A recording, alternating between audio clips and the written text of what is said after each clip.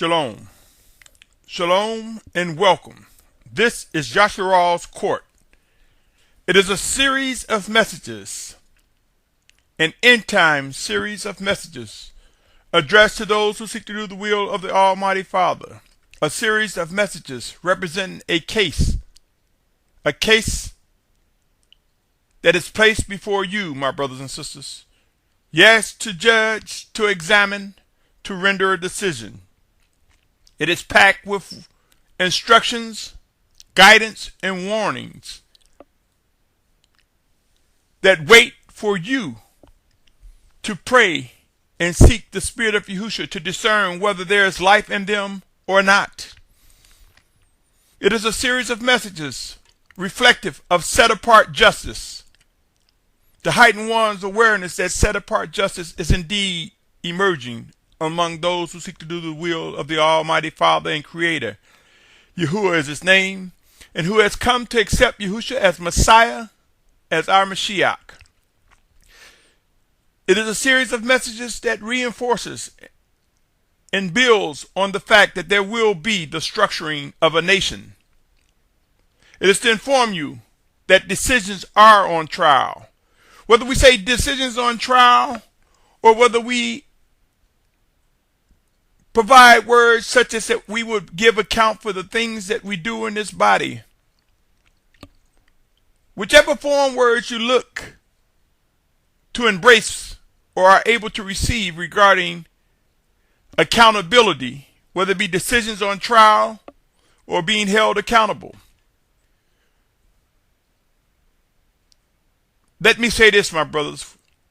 Every word which we speak, every deed that we do, we will be held accountable. You will judge. Believe it or not, you have judged in times past, and so has I. Whether it means rendering a decision, a verdict, whichever form word we choose, we have made a decision based on our own judgment. And there are times we have made decisions based on the Spirit of Yahushua working within us one towards another, and by way of him making his word, the living scriptures alive.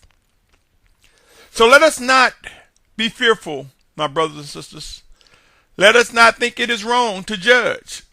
We are not to judge using our own wits, our own cognitive factors, our own brain, so to speak. We are to judge as the Spirit of righteousness, as the set-apart Spirit of the Most High worketh in us, through us, one towards another, and as he leads and guides us. Pray and watch and discover the truth in these words, my brothers and sisters. With that said, Yasharal's Court continue. It continues with the 11th installment.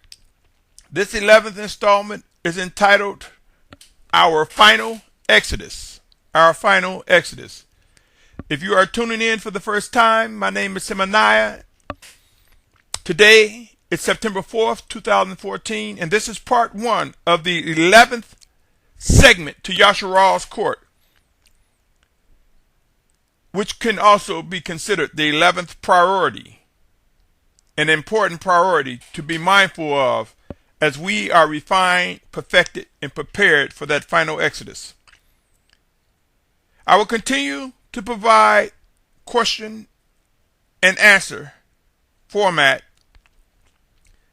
It is the belief that Yasharal's Court, that these words will be examined among you individually or among you collectively. Weigh the words of the messages in this series and to determine whether indeed the Spirit of Yahushua is directing your footsteps, directing your journey, directing your development, where you will find yourself rendering decisions that you are confident in.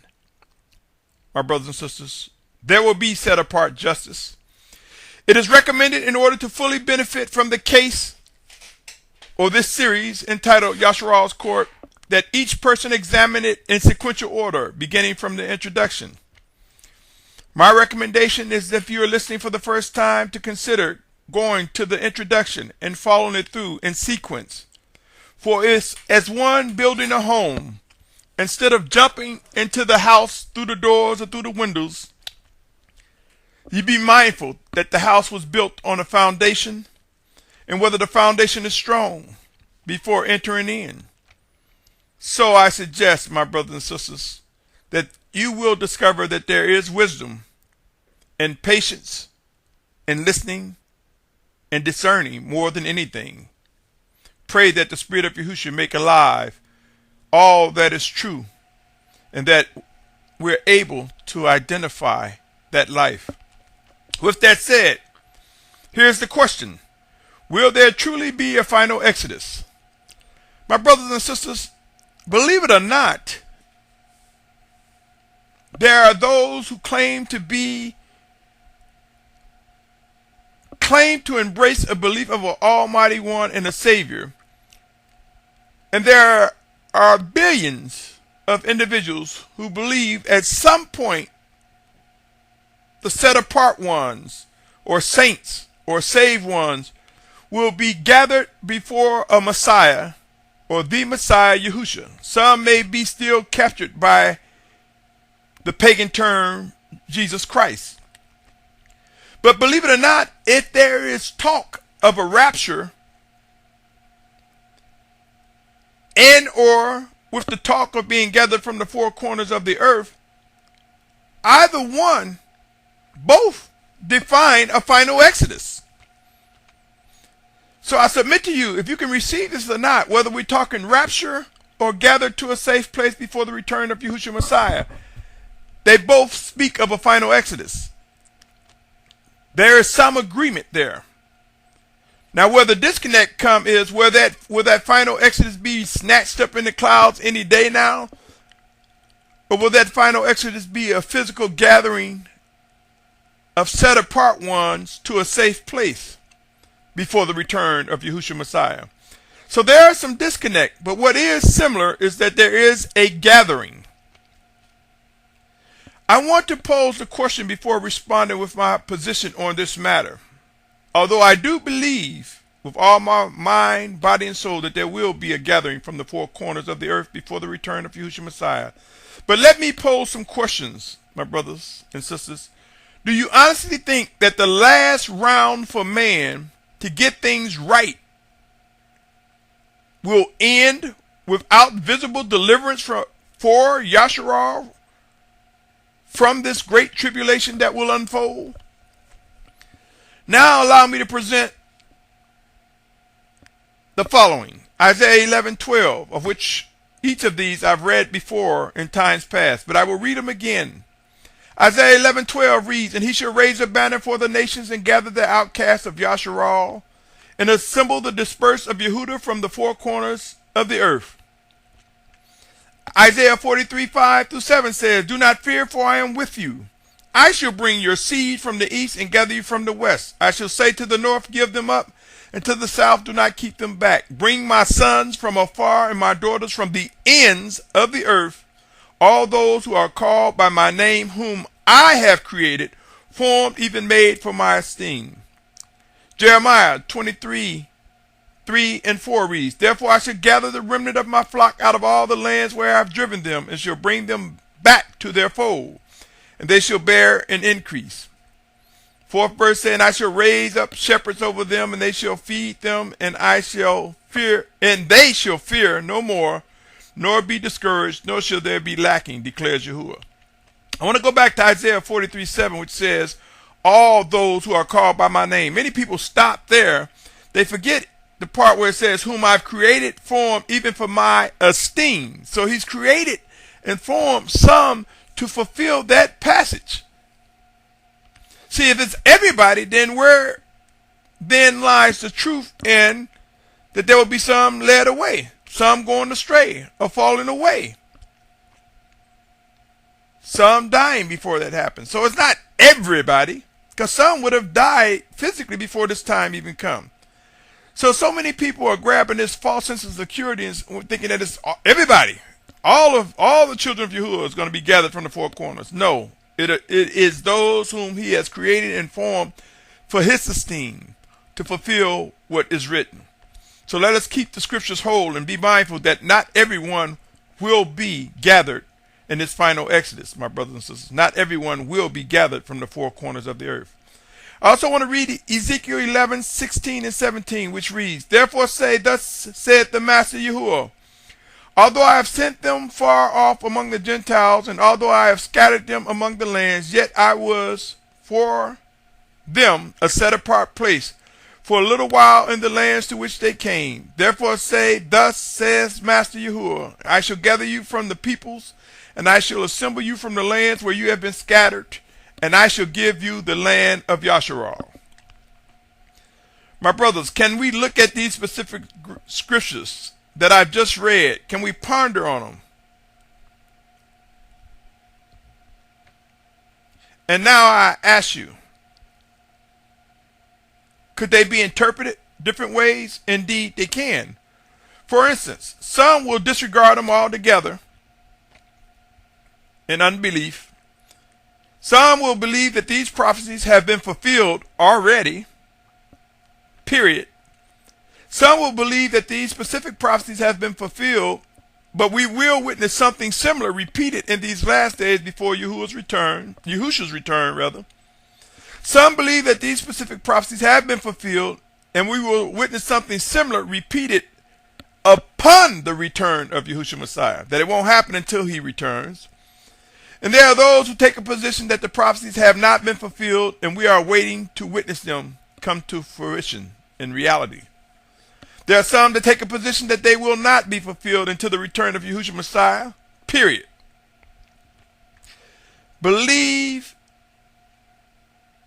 There are some who believe that some have been fulfilled and others have not. I believe these prophecies speak to something that we are to expect, my brothers and sisters. I will not argue nor debate whether or not the passages these that I've just read have been fulfilled or not. That is not my argument with any of you. I am, however, compelled to believe that there will be a final exodus, that Yasharal will witness our final exodus before the return of Yahushua Messiah, our Mashiach. I believe that there will be the children of obedience who are not appointed to the wrath of Yahuwah, that will be guided to a safe place until the return of Yahushua Messiah. Next question. What will the characteristics of the final exodus resemble? My response, I am compelled to believe we are going through a preparation stage, a time of refinement of which will emerge structure, discipline, and set apart actions reflecting a unifying body of believers who seek to do the will of the Almighty Father, and who establishes that it is the Spirit of Yahushua that is directing our path. Additionally, it is my position that let me say this again, extreme humbling times are coming. In these extreme humbling times, I wholeheartedly, without a doubt, believe we will be weakened mentally, physically, emotionally, and spiritually. I believe within our weakness, we will witness the Spirit of Yahushua rise up within us. We will be quick to yield to reproof and repent. We will be quick to embrace and hold tight to the power of his atonement and his set-apart spirit, renewing our minds, energizing us to press forward in the midst of all that is to come. I'm compelled to believe that this will be necessary for us to cut through our stiff-necked and stubborn behaviors. In other words, the conditions that are about to unfold are necessary to humble us, to cut through our stiff-neckedness, to weaken us. My brothers and sisters, though I do not believe those who will be in the ranks of our final exodus will face the wrath of the Almighty Father, I do not believe that.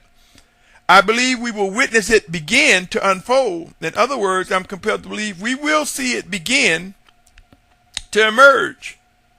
But before it began to reach peak levels that would no doubtly be described as the wrath of the Almighty Father, I am compelled to believe that the 144,000 and a great multitude consisting of individuals from every nation, kindreds, and tongue